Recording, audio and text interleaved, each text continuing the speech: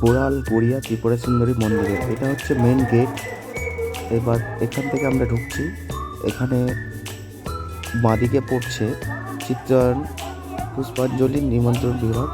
এখানে যারা যারা পুজো দিতে যায় তারা এখানে প্রসাদ নিতে পারবে। এবং এখানে এই গাছগুলো লাগানো আছে। এখানে প্রচুর মনোরম পরিবেশের মধ্যে দিয়ে আজকে যেহেতু সরস্বতী পুজো, তার জন্য প্রচুর এখানে ভিড় আছে। অনেক দূর দূরান্ত থেকে লোকেরা এসছে, অনেক দর্শনার্থী এসছে। এখানে হচ্ছে এটা পুকুরটা, যারা শ্রাদ্ধ, বিয়ে, অন্নপ্রাশন করতে যান তাদের জন্য এখানে অপশান আছে, তারা করতে পারেন। এখানে সব কিছু হয়। কিন্তু এটা হচ্ছে মেন মন্দির। মন্দিরের সামনের দিকটা এটা। আজকে যেহেতু সরস্বতী পুজো তার জন্য বন্ধ আছে মন্দিরটা।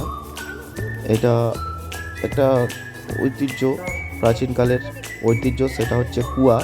এটা সচরাচর দেখা যায় না, আগেকার দিনে এটা দেখা যেত, কিন্তু বর্তমানে এটাকে ঐতিহ্যকে তুলে ধরা হয়েছে।